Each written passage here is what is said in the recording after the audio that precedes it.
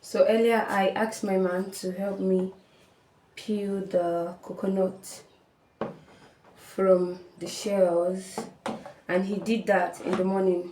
That's very nice of him. He did that in the morning. Now I need to peel this back, like the back of the coconut, like peel them off like this, because I like my shaft white as snow. So that's what I'm about to do now. Let me rinse this off. I actually soaked it in water. I'll rinse it off and then we'll peel the back together. Okay, I'm done rinsing this now. Let's just go ahead and peel the back. I have my knife here. I'm going to use a knife. I think the knife will be easier.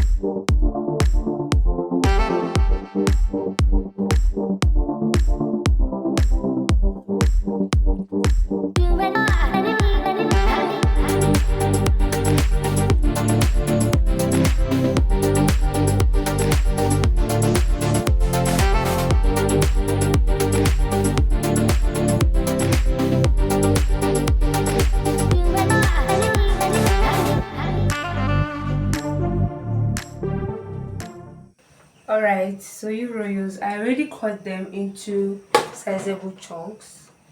Let me show you what that looks like. So I cut them into tiny pieces like this, because this will be going in my blender.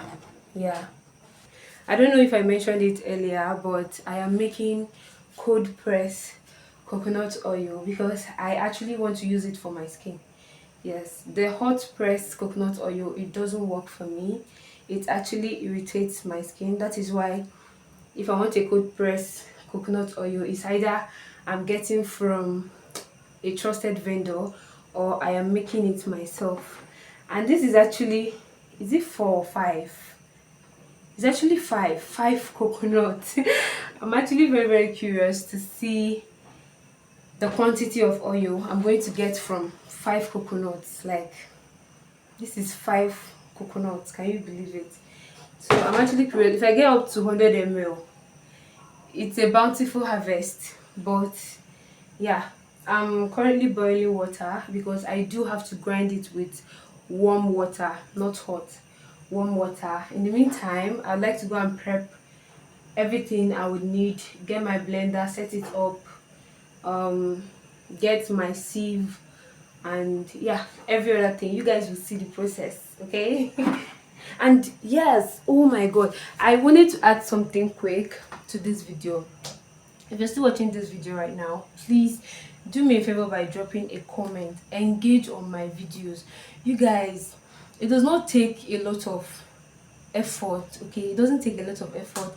It is not taking your extra data or whatever. Just go to the comment section, comment something nice,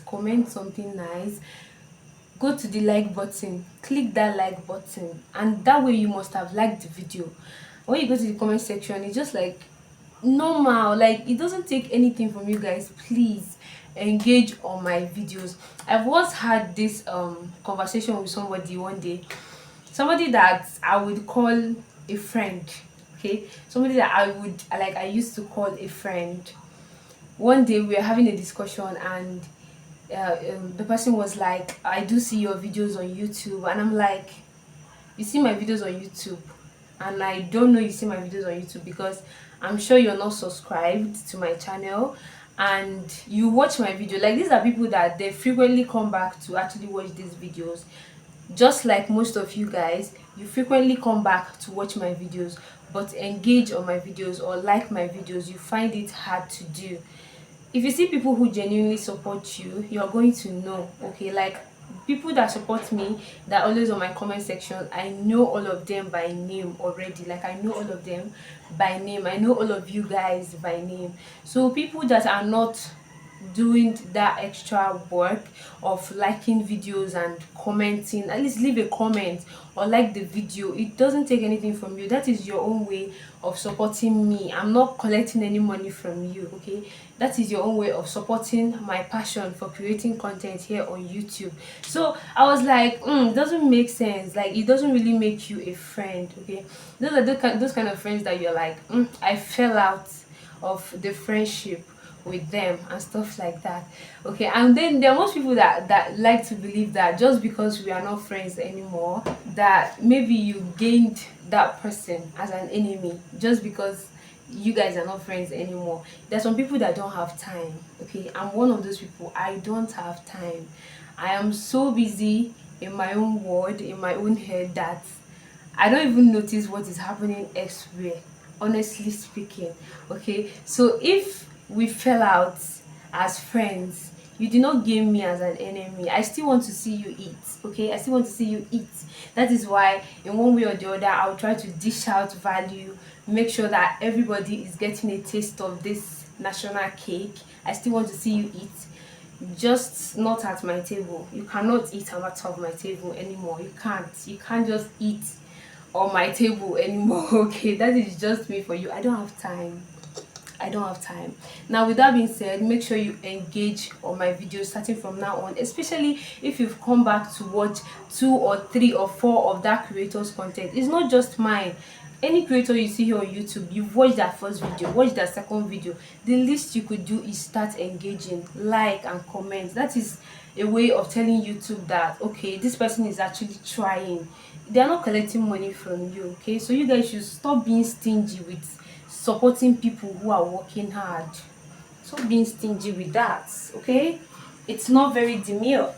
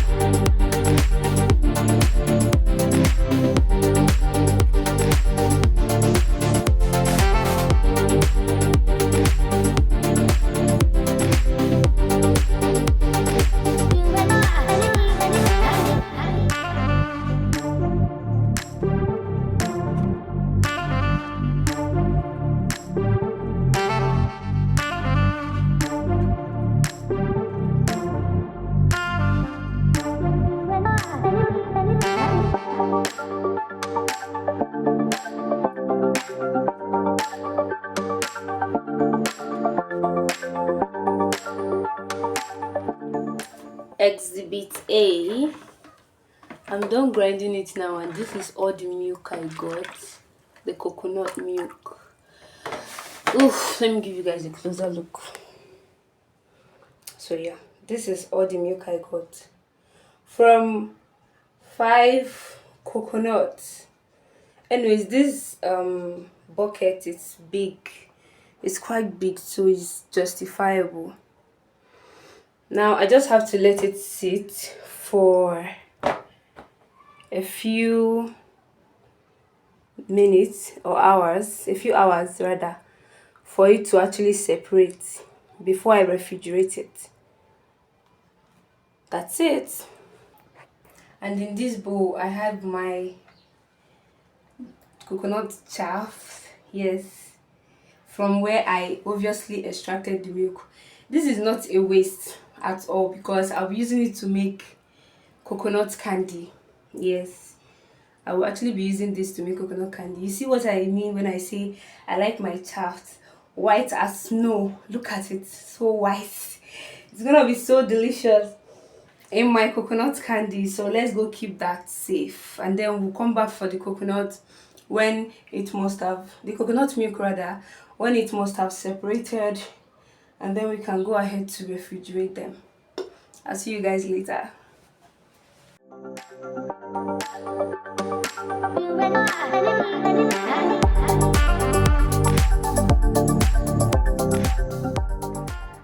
So I'm sure I let this thing ferment for over 18 hours, and this is what it's looking like so far. On top here, that's the curd and the coconut oil. It's not really a lot because looking at it from here, this is water, that's the curd and the coconut oil, and it's already fermented. Now all I need to do is to put it in the freezer. I'm going to allow it to freeze, then we'll finally be able to extract the oil. Let's go to that.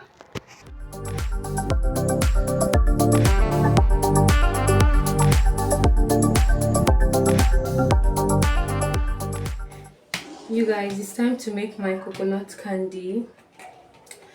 I'm actually pissed right now because my fermented coconut milk is supposed to be halfway frozen by now, but unfortunately Nigeria decided to happen and now there's no light. Anyways, I just want to go ahead and make the coconut candy real quick, and then whenever we see the light, the milk can continue freezing.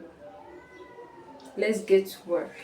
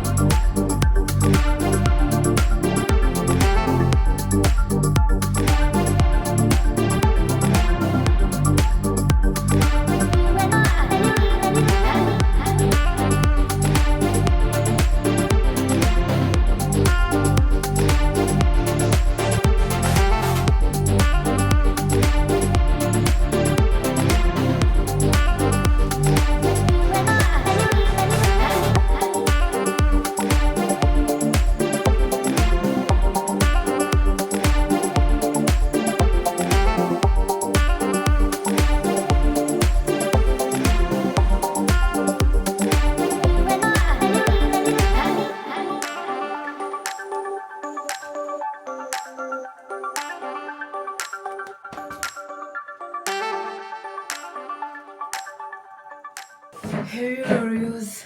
So the coconut candy is ready. Well, almost, because I still have to roll them into coconut balls.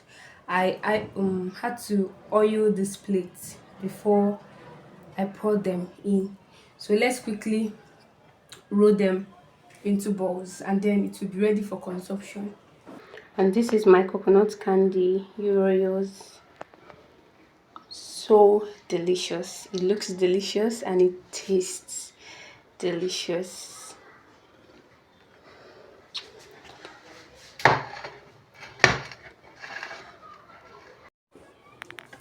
Hair oils. You guys should pardon me honestly, because in the midst of me trying to get these things done, I actually forgot I was vlogging and I was taking you guys along with me. But anyways, we're done with the coconut oil now, and I want to show you guys the result here. This is what I got from 5 Coconuts cold press. Ha, it's not a lot at all. I want to show you guys what it actually looks like on the inside. I froze it. Yes, that's why it's actually like this, because I put it in my freezer I needed it to freeze, and this is what we got. So after I did this, I told myself that I cannot just, the coconut oil is actually smooth and nice. I don't know if you guys can see that glossy effect on my hand. Yes, that's the coconut oil. It's actually very, very nice, and it smells amazing too. But I just couldn't get myself to throw away the cord, knowing fully well that there's still a little bit of oil in that cord. So I went ahead to press them some more, but this time around I used the hot press method and I got this amount of oil. Like, can you believe it? This is the amount of oil I would have thrown away if I had, just did the cold press and then threw the rest of the residue away. I just couldn't get myself to do that, so I pressed it. And now you guys see the difference between the cold press and the hot press. I'm coming. Let me show you guys something. Alright, so on top of it we have the cold press. It's white in color, and then the hot press is usually yellowish because it has gone through fire. You get this by just simmering the residue in oil, rather in a hot pot. Rather, when you do that hot pot, you get to like dry out the remaining water in the residue. The cord will separate from the oil and then you get the oil. So this is the oil I got from the hot press, and then I got this one from the cold press, but they are all still coconut oils. Okay, so that brings us to the end of this vlog. I hope you enjoyed this wifepreneur vlog. Do comment down below your favorite part of this vlog, and yes, thank you so much for watching. I hope to see you guys in my next video. Like this video, of course, to encourage me, and also, yeah, this is all I got from 5 coconuts. It's not that bad, honestly. It's not that bad. It's not. Is it? It's not. I'll see you guys in my next video. Bye, royals.